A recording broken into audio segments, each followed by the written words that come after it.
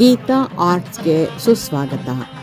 ಈ ದಿನ ನಾನು ಒಂದು ಹೊಸ ರೀತಿಯಲ್ಲಿ ಕ್ರಾಫ್ಟ್ ತೋರಿಸಿಕೊಡಲಿದ್ದೇನೆ. ಅದು ಕ್ರಯಾನ್ಸ್ನಿಂದ ಮಾಡಿರುವಂತಹ ಒಂದು ವಾಸ್. ಸಾಮಾನ್ಯವಾಗಿ ಮಕ್ಕಳು ಚಿಕ್ಕನ್ನಲ್ಲಿ ಕ್ರಯಾನ್ಸಲ್ಲಿ ಬರಿತಾ ಇರ್ತಾರೆ ಡ್ರಾಯಿಂಗ್ ಎಲ್ಲ.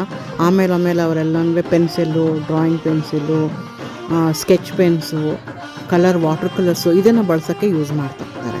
ಆವಾಗ ನನಗೆ ಈ ಕಲರ್ಸ್ ಎಲ್ಲನೂ ವೇಸ್ಟ್ ಆಗಿ ಬಿದ್ದಿರುತ್ತೆ, ಮುರಿದೋಗಿರೋದು ಎಲ್ಲ ಬಿದ್ದಿರುತ್ತೆ. ಸೊ ಅದಕ್ಕೋಸ್ಕರ ಆ ಥರ ಒಂದು ಕ್ರಯಾನ್ಸನ್ನು ತೆಗೆದುಕೊಂಡು ನಾನು ಒಂದು ವಾಸನ್ನು ಇಲ್ಲಿ ರೆಡಿ ಮಾಡಿದ್ದೀನಿ.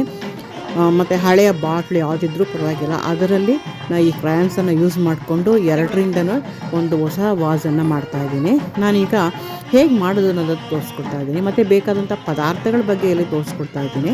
ಒಂದು ಬಾಟಲನ್ನು, ಜ್ಯೂಸ್ ಬಾಟಲನ್ನು ತೊಗೊಂಡಿದ್ದೀನಿ. ಅಥವಾ ನೀವು ಯಾವ ರೀತಿ ಬೇಕಾದರೂ ತೊಗೋಬೋದು. ಮತ್ತು ಒಂದು ಪೇಂಟಿಂಗ್ ಬಾಕ್ಸ್ ನನಗೆ ಇಲ್ಲಿ ಬೇಕಾಗುತ್ತೆ.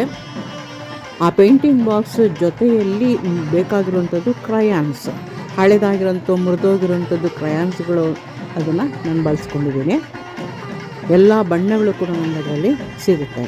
ಮತ್ತು ನಾವು ಅದನ್ನು ಮೆಲ್ಟ್ ಮಾಡಿಕೊಂಡಾಗ ಅದನ್ನು ತೊಗೊಳೋಕ್ಕೆ ಈ ಒಂದು ನೈಫನ್ನು ಕೂಡ ನಾನು ಬಳಸ್ಕೊಂಡಿದ್ದೀನಿ. ಮತ್ತು ಪೇಂಟ್ ಮಾಡೋಕ್ಕೆ ಒಂದು ಬ್ರಷನ್ನು ನಾನಿಲ್ಲಿ ತೊಗೊಂಡಿದ್ದೀನಿ. ಮತ್ತೀಗ ನಮಗೆ ಒಂದು ದೀಪ ಮತ್ತು ಮ್ಯಾಚ್ ಬಾಕ್ಸ್ ಕೂಡ ಇಲ್ಲಿ ಬೇಕಾಗುತ್ತೆ. ಮತ್ತು ವೆಡ್ಡಿಂಗ್ ಕಾರ್ಡ್, ಚಿಕ್ಕಾಗಿರೋಂಥ ಒಂದು ವೆಡ್ಡಿಂಗ್ ಕಾರ್ಡು ಕೂಡ ಬೇಕಾಗುತ್ತೆ.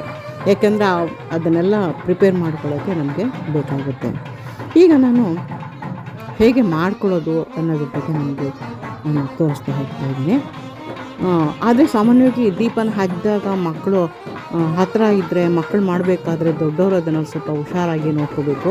ದೀಪವನ್ನು ಹಚ್ಕೊಂಡು ನಾವು ಕ್ರಯಾನ್ಸನ್ನು ಒಂದು 2 ನಿಮಿಷ ಬೆಚ್ಚಗೆ ಮಾಡಿದಾಗ ಅದು ಮೆಲ್ಟ್ ಆಗುತ್ತೆ, ಕರಗುತ್ತೆ. ಆವಾಗ ಈ ಥರ ವೆಡ್ಡಿಂಗ್ ಶೀಟ್ ಮೇಲೆ ಅದಕ್ಕೆ ದಪ್ಪ ಕಾರ್ಡ್ ಮೇಲೆ ನಾವು ಈ ಥರ ಚುಕ್ಕಿಗಳನ್ನಾಗಿ ಇಡ್ತಾ ಹೋಗಬೇಕು. ಇದು ಎಲ್ಲ ಬಣ್ಣಗಳು ಸಿಗೋದ್ರಿಂದ ನಾವು ಯಾವ ಬಣ್ಣಗಳು ಬೇಕೋ ಆ ಬಣ್ಣಗಳನ್ನು ನಾವಿಲ್ಲಿ ಮೆಲ್ಟ್ ಮಾಡಿ ಇಲ್ಲಿ ಹಾಕ್ಕೊಳ್ತಾ ಹೋಗಬೇಕು. ಇಲ್ಲಿ ಹಳದಿ ಬಣ್ಣದಲ್ಲಿ ನಾನು ಮೆಲ್ಟ್ ಮಾಡಿಕೊಂಡು ಚುಕ್ಕಿಗಳನ್ನು ಇಟ್ಕೊಂಡು ಹೋಗ್ತಾ ಇದ್ದೀನಿ. ಇದು ಬಹಳ ಸುಲಭ ಮತ್ತು ಹುಷಾರಾಗಿ ಕೆಲಸವನ್ನು ಮಾಡಬೇಕಾಗುತ್ತೆ. ಮಕ್ಕಳು ಮಾಡಬೇಕಾದ್ರೆ ದೊಡ್ಡವರು ಎಚ್ಚರಿಕೆಯಿಂದ ಅದನ್ನು ನೋಡ್ಕೋಬೇಕು, ಯಾಕೆಂದರೆ ದೀಪ ಇರುತ್ತೆ ಹಾಗಾಗಿ. ಮತ್ತು ಇಲ್ಲಿ ನಾನು ಯೆಲ್ಲೋ ಕಲರು ಮತ್ತು ಬ್ಲೂ ಕಲರಲ್ಲಿ ಮಾಡ್ಕೊಳ್ತಾ ಇದ್ದೀನಿ.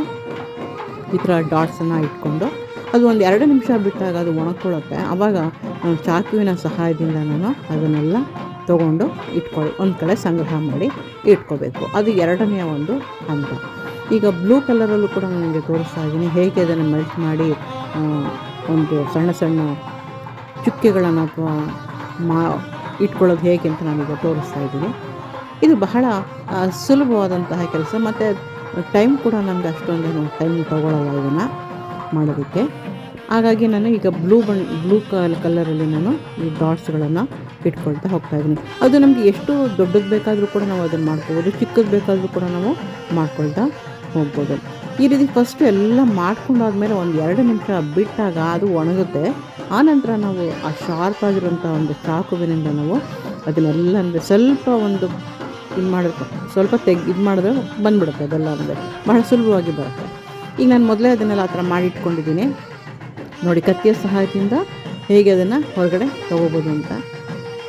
ಮತ್ತು ನಾನೀಗ ಎಲ್ಲ ಬಣ್ಣಗಳಲ್ಲೂ ಕೂಡ ಹಸಿರು ಬಣ್ಣ, ಆರೆಂಜ್ ಕಲರು, ಮತ್ತು yellow colour, blue colour, dark blue colour, ಎಲ್ಲ ಕಲರನ್ನು ಕೂಡ ನಾನು ಅದೇ ಥರ ಮಾಡಿ ಸಂಗ್ರಹ ಮಾಡಿ ಇಟ್ಕೊಂಡಿದ್ದೀನಿ. ಇವೆಲ್ಲವನ್ನು ಮಾಡ್ಕೊಂಡಾದಮೇಲೆ ನಾವು ಫೆವಿಕಾಲ್ ಸಹಾಯದಿಂದ ನಾವು ಇದನ್ನು ಅಂಟಿಸ್ತಾ ಹೋಗಬೇಕಾಗುತ್ತೆ, ಬಾಟ್ಲ್ ಮೇಲೆ ಅಂಟಿಸ್ತಾ ಹೋಗಬೇಕಾಗುತ್ತೆ. ಅದನ್ನು ಕೂಡ ಹೇಗೆ ಮಾಡೋದು ಅನ್ನೋದನ್ನು ನಾನು ನಿಮಗೆ ತೋರಿಸ್ಕೊಡ್ತಾ ಹೋಗ್ತೇನೆ. ಮೊದಲು ನಾವು ಫೆವಿಕಾಲನ್ನು ಬಳಸ್ಕೋಬೇಕು. ಫೆವಿಕಾಲಲ್ಲಿ ನಮಗೆ ಒಂದು ಡಾಟ್ಗಳನ್ನು ಇಟ್ಕೊಂಡು ಕಾಟನ್ ಬಡ್ಸ್ ತೊಗೊಂಡು, ಇಯರ್ ಬಡ್ಸ್ ಇರುತ್ತಲ್ಲ ಅದರಲ್ಲಿ ನಾವು ಅದನ್ನ ಇಲ್ಲಾಂದರೆ ಮುರಿದೋಗುತ್ತೆ ಕೈನಲ್ಲಿ ಎತ್ಕೊಂಡ್ರೆ. ಆ ಕಾಟನ್ ಬಡ್ಸ್ ಸಹಾಯದಿಂದ ನಾವೇನು ಮಾಡ್ಬೋದು, ಒಂದೊಂದು ಕಲರಲ್ಲಿ ಕೂಡ ತೊಗೊಂಡು ನಾವು ಅಂಟಿಸ್ತಾ ಹೋಗಬೇಕು. ಇದು ಸ್ವಲ್ಪ ನಿಧಾನವಾಗಿ ಮಾಡಬೇಕಾದಂಥ ಒಂದು ಕೆಲಸ. ನಮಗೆ ಎಲ್ಲೆಲ್ಲಿ ಹೂಗಳು ಬೇಕೋ ಅಲ್ಲೆಲ್ಲ ನಾವು ಡಾಟ್ಗಳನ್ನು ಇಟ್ಕೋಬೇಕು. ಯಾವ ಆಕಾರದಲ್ಲಿ ಬೇಕಾದರೂ ಕೂಡ ಇದನ್ನು ನಾವು ಮಾಡ್ಕೊಳ್ತಾ ಹೋಗಬೇಕು. ನಾನೀಗ ಆರೆಂಜ್ ಕಲರಲ್ಲಿ ಮಾಡಿದ್ದೀನಿ, ಮಧ್ಯದಲ್ಲಿ ಒಂದು ಬ್ಲೂ ಕಲರಲ್ಲಿ ಡಾಟನ್ನು ಇಡ್ತಾ ಇದ್ದೀನಿ. ಅದು ಪೋಲನ್ಸ್ ಥರ ನಮಗೆ ಕಾಣಿಸುತ್ತೆ. ಈ ಥರ ಒಂದೊಂದು ಬಣ್ಣದಲ್ಲೂ ಕೂಡ ಒಂದೊಂದು ಹೂಗಳನ್ನು ಮಾಡ್ತಾ ಹೋಗ್ತಾ ಇದ್ದೀನಿ. ಈಗ ಬ್ಲೂ ಬಣ್ಣದಲ್ಲಿ ಕೂಡ ನಾನು ಒಂದು ಹೂವಿನ ಚಿತ್ರವನ್ನು ಮಾಡ್ತಾ ಇದ್ದೀನಿ. ಕ್ರಯಾನ್ಸ್ನ ಒಂದು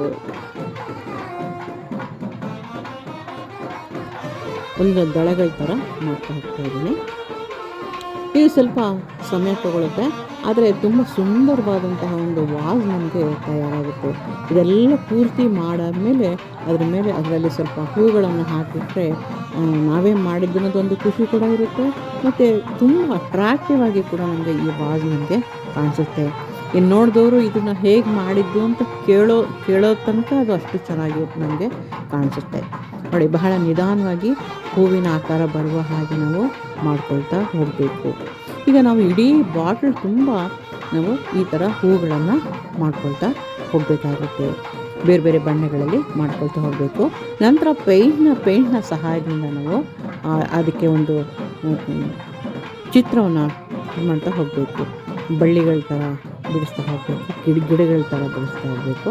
ಹೂವು ಮತ್ತು ಕಾಂಡ, ಎಲೆಗಳು ಎಲ್ಲ ನಾವು ಬಿಡಿಸ್ತಾ ಹೋಗಬೇಕು. ಈಗ ನಾನು ಆರೆಂಜ್ ಕಲರಲ್ಲಿ ಕೂಡ ಒಂದು ಹೂವನ್ನು ಮಾಡ್ತಾಯಿದ್ದೀನಿ. Orange colour, blue colour, pink ಕಲರಲ್ಲಿ ಕೂಡ ಹೂವನ್ನು ಮಾಡ್ತಾಯಿದ್ದೀನಿ. ಎಲ್ಲ ಪೂರ್ತಿ ಆದಮೇಲೆ ಈ ಒಂದು ವಾಸ್ ಅತ್ಯಂತ ಆಕರ್ಷಣೀಯವಾಗಿ ಕೂಡ ನಮಗೆ ಕಾಣಿಸುತ್ತೆ. ಹೂಗಳನ್ನು ನಾನು ಮಾಡ್ತಾ ಹೋಗ್ತಾ ಇದ್ದೀನಿ. ಇದನ್ನು ಸ್ವಲ್ಪ ನಿಧಾನವಾಗಿ ನಾವು ಮಾಡ್ತಾ ಹೋಗಬೇಕಾಗುತ್ತೆ. ಯಾವ ಬಣ್ಣದಲ್ಲೂ ಬೇಕಾದರೂ ಕೂಡ ನಾವು ಇಡೀ ಬಾಟ್ಲು ಫುಲ್ಲು ನಾವು ಬೇರೆ ಬೇರೆ ಬಣ್ಣಗಳ ಹೂಗಳನ್ನು ಮಾಡ್ಕೊಳ್ತಾ ಹೋಗ್ಬೋದು.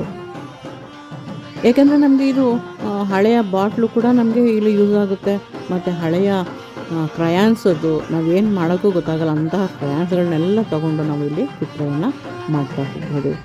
ಹಸಿರು ಬಣ್ಣದ ಒಂದು ಚುಕ್ಕೆ ಕ್ರಯಾನ್ಸಿಂದ ಕೂಡ ನೀವು ಎಲೆಗಳ ಥರ ಕೂಡ ಇಲ್ಲಿ ಮಾಡ್ಕೊಳ್ತಾ ಹೋಗ್ಬೋದು. ಇದು ನೀವು ನಿಧಾನವಾಗಿ ಇಡೀ ಬಾಟಲನ್ನು ಪೂರ್ತಿಯಾಗಿ ಮಾಡಿಕೊಂಡು ಅದಕ್ಕೆ ಒಂದು ಹೂವು ಹಾಕಿಟ್ಟಾಗ ತುಂಬ ಸುಂದರವಾದಂಥ ಒಂದು ವಾಸಾಗಿ ಅದು ಬದಲಾವಣೆ ಆಗುತ್ತೆ.